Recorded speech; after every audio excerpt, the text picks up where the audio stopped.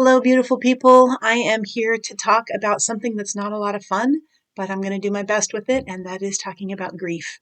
I want to talk specifically about essential oils for grief and how we can use these amazing gifts from the earth, gifts from God, to help us get through in a healthy way. But I lost my mom 2 weeks ago was the funeral. 6 weeks ago, she passed. I was there in the room when she died.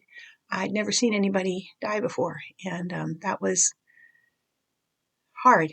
My brothers and I were there, so I was grateful for that. But I've been getting through the grieving process in a healthy way because of some very specific things that I've been doing and using. And I want to be able to pass these thoughts on to you so that hopefully it'll help you or maybe somebody that you know who's having a hard time grieving. Um, so, yeah, first and foremost, grief is normal. Everybody feels it, whether it's the loss of a friend or betrayal or expectations dashed or a person in your life that you loved deeply or that you had a really, really hard relationship with that passed away. And all of that counts as grief. There's more as well. Um, when you're grieving, there's this assumption that nobody understands, that they can't relate, that they just don't care. And that might be true for some people, certainly, but that's not true for everyone. So one of the things that I did and that you can do is to find a friend or a group of people who are willing to walk through it with you. Trying to get through your grief alone makes it really, really hard on you, unnecessarily so. So I have a friend who lost her husband, and she has been really kind and supportive and sweet, just listening to me. That's all she needs to do is listen. And she doesn't need to fix anything because really there's nothing to be fixed. But I'm grateful for that. There are grief support groups. I have a friend who went to a grief support group and it was wonderful. It made all the difference for her. She felt like she could come to count on those meetings and the time there with people who understood her, and she could not feel like a weirdo. And that was really, really helpful for her. On the other hand, shortly after my mom died, my dad went to a grief support group. He didn't like it at all. He said, those people there just want to keep talking about their loved one who passed away and they don't want to move on. You know, different people handle it differently. My dad couldn't sit and talk about my mom and still function. He needed to get past it. He needed to continue with his life or he wasn't going to do well. And so that wasn't the thing for him. But the truth is we all need community. And it's going to look different for different people as to, what it looks like and how it's going to be. Sometimes a group is exactly what you need. Sometimes it's not. But I encourage you to take the time to look, pray about it, ask God to show you where you can find the help or the support that you need, because He's pretty good at taking care of us, isn't He? But don't give up on groups if you go to visit or on people that you open up to, if they end up not being the right fit for you. Don't give up. You're worth taking care of. The second thing I want to talk about is the fact that your mind and your body are going to be tired. So all complete openness here. I've got notes because my mind and my body are tired. It's important to let yourself rest as much as you can. It may be that you're absolutely exhausted, but you can't sleep. Isn't that a wonderful situation to be in? You've had a lot going on. Your mind is tired. Your body's exhausted. Um, for me, my dad is 90. My mama was 91. Other family members weren't available to help him immediately after my mama died. So a lot of it fell on me. Even before she died, I was helping my dad out with all the details: doctors, hospitals, hospice care, in-home health care, medications, personal care. There were so many decisions, and he lives in another state than I do. Decision fatigue is a thing. Then after she died, there were more decisions. What do you do with her things? What to write in an obituary, writing her eulogy, finding a caterer for the reception. What are we going to eat for the reception? How do the programs? Somebody had to write the programs for the funeral to hand the guests. Supporting my dad from day to day. It was exhausting. And I work too. And I have a family. I have a husband. There were so many decisions and so many things on my mind. My dear friend who lost her mom earlier this year said, it's like you've got so many pressures on you coming from every side that as long as one of them doesn't get too strong, you're still upright. But once one of them is too strong, you blow over. And she said, there she goes. And it's kind of sad, but true. I found myself completely exhausted and unable to sleep. I used several products to help me function during the day, and I'm going to get to those. I promise I am. But I know they're pure, they're healthy, they're non-addictive, they have no side effects, and they actually helped my body to function and let go of the fears, the sadness, the anxious feelings, all of that I'd been wrestling with. I want to circle back to the idea of taking things off your plate, because when you are not resting, you cannot continue to do all the things that you've been doing. If you're at all like me, you like to do things. You like to be involved here or go there or do whatever. And right now, it's really a good idea to take as much as you can that's not necessary off your plate. Even if you think it's necessary, there's probably somebody else that could do a job as well or better than you, or close to as well as you. Let them take it for now. Your body and your mind need rest. We all do things in the moment because we have to, but it does take its toll on us physically. And so there's this thing I want to tell you about that I recently learned about. It's called dulce far niente, which is Italian, and it means the sweetness of doing nothing. It's part of Italian culture, and I've never been to Italy, but my mama was Italian, born there. And so maybe it speaks to me for that reason. But it's this idea of doing nothing. And scrolling on social media and binge watching TV, that doesn't count as doing nothing. Doing nothing is getting a cup of coffee at a cafe, not talking to anybody, just watching the people, watching the birds fly by outside, watching the grass grow, sitting on your back porch, watching the sunrise, going somewhere in a hammock, or like we have a trampoline in our backyard. At night, I like to go out and lie on the trampoline and look at the stars. Doing nothing. That is one of the best things that you could do for yourself right now. Take the pressure off, take the things off your plate, do as much nothing as you can, but nothing that feeds your soul, nothing that makes you smile at the end of the day. Sitting there watching the stars, laying on the trampoline, that feeds my soul. It makes me just happier about life and in awe of God's creation. And now and then we see shooting stars. And sometimes my husband will join me, and sometimes I go alone, and sometimes we have the best talks out there, but a lot of times we're just quiet. Find something that feeds your soul, some sort of nothing that feeds your soul, and take pleasure in that. But you have to plan it in. You have to schedule it in your life, or it won't happen. So take things off your plate, and in its place, put nothing, actual planned out nothing, and do it. It'll be good for you. Ideas. Go outside and just stand and close your eyes and feel the breeze on your face. Watch the sunrise. Watch the sunset. Pet your dog, or just sit with him or her. Go barefoot in the grass. Just walk around barefoot in the grass. Let your brain turn off. Find the sweetness that's in that, and it'll do you a world of good. The third thing I want to talk about is feeding yourself.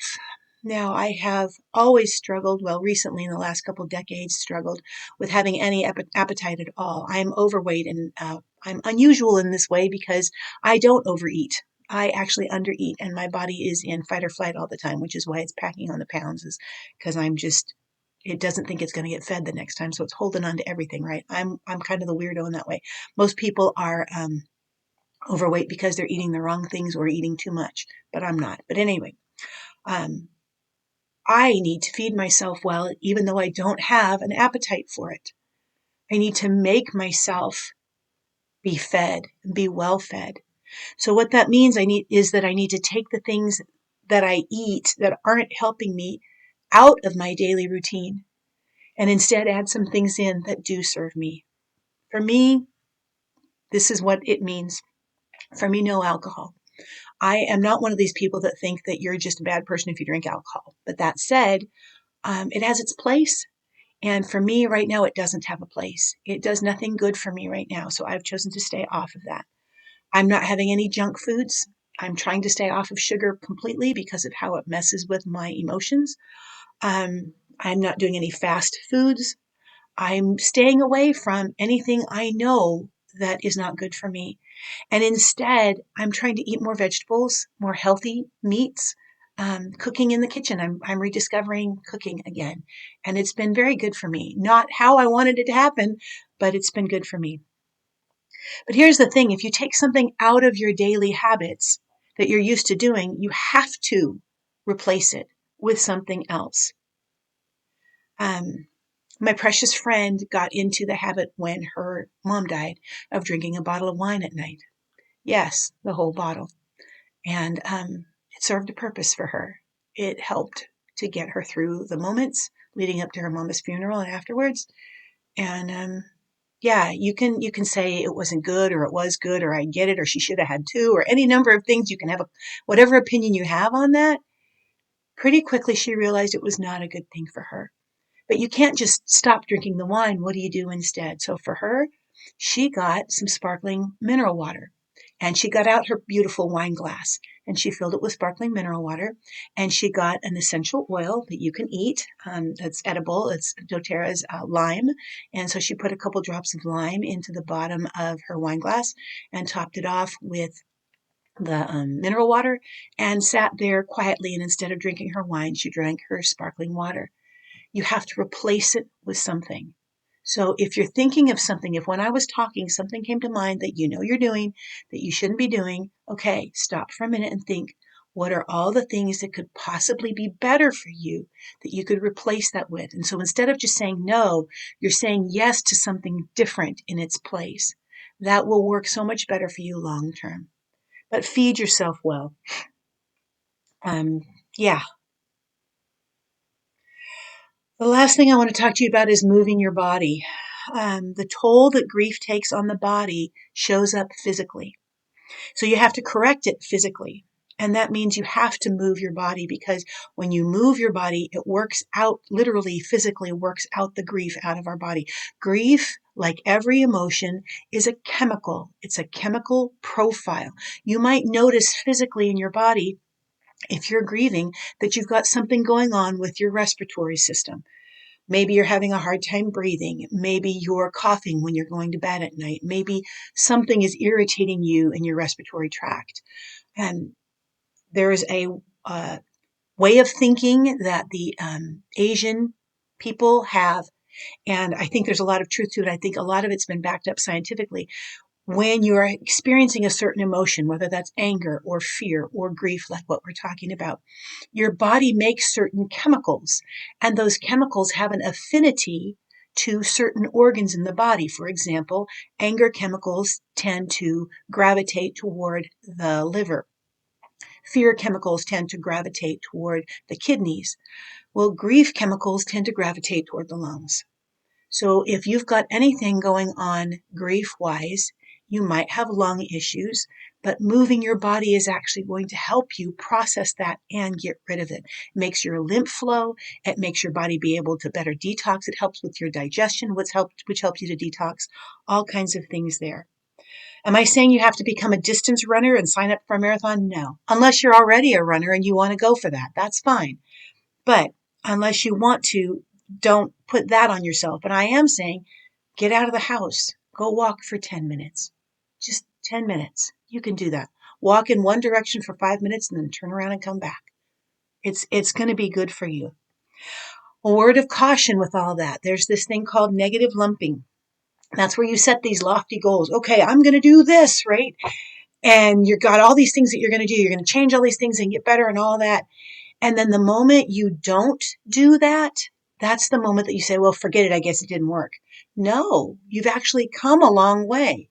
Give yourself a break, cut yourself some slack, and recognize that, you know what? I've done some things, done some good things. Maybe it didn't happen today, but I can continue to keep doing more good things. So take into account your circumstances. Be kind to yourself, gracious to yourself. Allow yourself to fail, to forget, to be distracted, to have a bad day. It really is okay. All right, now the helpful things that I mentioned that I want to tell you about. Here they come, one at a time. This little beauty is called Melissa. It's a teeny little bottle. I'm going to tell you the bad parts first so that you know. This here costs $90 wholesale. If you want to buy this, make sure you use my link so that you don't pay the retail price. This little baby is 5 milliliters. There's 80 drops for that $90. Yes, that comes out to more than $1 a drop. Worth every penny. What do I do with it? I take it and open it up, and I put 2 drops under my tongue, and I let it sit there for as long as I can, and then I swig it down. Some people can't stand the taste. It does not taste good. That's the other negative thing, right? I do not like the taste of Melissa. Some people take a little shot glass and they'll put a drop in, fill it up with water, and chase it down. And then you want to chase it down with something else, especially because if you don't like the taste. If you want to take it internally and you just really don't want to deal with the taste, you can get the empty veggie caps and you can use those instead and you can get it down that way. But this stuff makes me function, makes me think, makes me feel like, okay, I can do the next thing on my list. Okay, I can actually work today and get something done. This stuff is amazing. I've been taking 2 drops in the morning and 2 drops at night, and it's been just amazing. A friend of mine that I told you who lost her husband to a heart attack several years ago, she actually found him on the bathroom floor, and he was long gone. Called 911, and they said, you need to do CPR. So she did CPR on her husband, who was dead, for 15 minutes because she lived out in the country, 15 minutes before they showed up and took over for her. That's trauma on so many levels. She couldn't sleep at night. She had so many things going on. And for her, this was the difference between functioning and not functioning. She's a teacher like me. She had to go back to the classroom. This happened in mid-November. She got until Christmas break off and then had to go back to teaching in January. This helped her get in the classroom and stay there and keep functioning. It's been amazing. No, it's not cheap, but I kept telling myself, okay, one trip to a doctor or some other medical professional would be more than $90. So I'm going to try this first and see what I think and see how well it helps me. But this stuff, amazing. Okay, enough. Yeah, I am not a doctor. Let me say that too, since we're on this. I cannot promise you that using Melissa is going to do anything for you because we're all different. Each of our bodies is different, and I don't know you. But that said, I would not be without Melissa in my home. It's just that amazing. A friend of mine said that her life was now in color because of Melissa, where it had been black and white before. She'd really struggled with mood issues. And so, yeah, Melissa's the bomb. Second thing I want to talk about, or it's a twofer, Serenity Essential Oil Blend and Serenity Softgels. These things are amazing. Serenity Softgels. If you don't know how essential oils work in the brain, there are these things inside your nose when you inhale an oil. So you take this oil, right? You open it up. I'm becoming my own human diffuser. You put a drop on your hand, on your palm. It smells different in the bottle than it does on you because this is a blend, and some of the oils in this blend have different weights than others. And so you're going to smell the higher weight ones, the lighter ones, from the bottle. You'll smell all of it from your hands. So you get a better idea of what it actually smells like when it's in your hands. Okay, I'm inhaling this blend. What's happening? All these little molecules, they're volatile. That means they want to go out into the air. They're going up into my nose, and you have these things called olfactory receptors inside your nose. And I think of them as little miniature catcher's mitts, and they're actually catching the aroma, the little molecules. And then they attach directly to your olfactory nerve, which goes straight into the very center part of your brain where your amygdala is. That's where your limbic system is. That is the part of your brain that controls emotions and memories and all of that. But one of the fastest ways to change your emotional state is through smell because it's 22 seconds from inhale to the balancing starting to happen inside of here. This is one of the fastest ways that you can calm and help your brain to get ready for rest. It's called the Restful Blend for a reason. I put this in my little diffuser every single night. It's the bomb. Serenity soft gels. These are an incredible combination of essential oils, but it also has something called L-theanine in it. It's a known natural calming agent. And I take 2 of these at night. And with them, you've got a wonderful 100% natural way of telling your brain to relax and rest. And then all of you can rest. When we are in a state of grief, we have been shaken to our core. And it's as if our bodies are trying to protect us from something that they can't identify. So it's like we're on high alert all the time, but it can't get out of that state. And then we're exhausted, but we still can't get out of that state. It's a thing, right? So the natural compounds, like what's in the soft gels and the blend, these natural compounds are going to be the things that can help our bodies to actually get past that state, because they work with the body and the mind to help us recognize it really is okay to rest. All right, next thing I want to talk about is something called Adaptiv capsules. These little guys, I tell you what, I keep these in my purse. They're my little natural stress pills. They have the doTERRA CPTG essential oils, lavender, coriander, wild orange, and fennel, as well as scalatium, GABA, and ahi flower. Those are all known to help calm and focus the mind. So if you are in a circumstance that is just way too much for you to deal with, start with your Melissa, this stuff. After that, this stuff. Oh my gosh. It will help to just bring everything down several notches, and you can start to think and function again. It's really, really amazing. All right. No, you can't get addicted to them. No, they won't leave you feeling groggy or out of it. Yes, you can drive your car when you're using them. All of those things. They're my I can get through this pills. I love them. All right, the last thing I want to talk about is the Lifelong Vitality Pack. Now, this is the vegan version. This is the one that I like to use, but there's a regular one that's not vegan. This one's, I think, $5 more expensive because the ingredients are slightly more expensive. But this is amazing. It's a trio of supplements. Remember, I talked about feeding yourself well. This here, foundational to overall nutrition. It's amazing. It's a trio of supplements that are foundational to our overall health and well-being. They provide 100% of the basic nutrition that our bodies need, and actually our bodies will absorb them because they are 100% food. So our cells recognize the ingredients when they go into the body, then they absorb them, and then they're utilized at the cellular level. Plus, they're infused with essential oils. There's no other supplements out there that are infused with essential oils. Not this kind of essential oil anyway. Beautiful, high quality stuff. So it dovetails beautifully with the nutrition in them to help our cells to be their best ever. There's 3 of them in the box. The first one is the food nutrient complex, which delivers the equivalent of 12 servings of fruits and vegetables to the body in a bioavailable form, which is amazing. And there's a lot more to it than just that, but that's what I always remember is the fruits and vegetables, because none of us eat our fruits and vegetables like we should, right? There's the omega blend for heart health, brain health, nervous system health. We could all use some of that, right? Healthy hormone levels too. And then there's an antioxidant blend in there, which helps to support the body of getting rid of free radicals and improving our overall cellular health. So if you have stress, you have free radicals. That's just how it is. If you're grieving, you have stress, you have free radicals. You need that antioxidant. When our cells are healthy and getting the nutrition that they need, then our organs are healthier and our bodies and brains are healthier. I absolutely cannot imagine trying to feel good without the Lifelong Vitality Pack in my life. It's that foundational, that much of a game changer for me. There's so much more I can say, but these have been the cornerstones in how I'm able to feel more and more like myself with each passing day ever since my mama passed away. If you'd like to get these products into your home, click on the link below to get them at 25% off the retail prices. Plus, then you and I can connect so that I can walk you through how to best use them for your specific situation.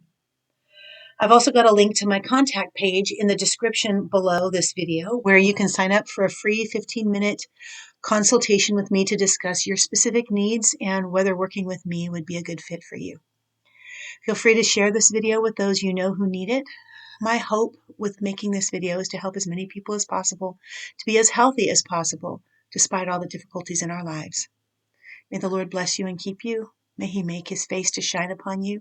May He grant you His peace.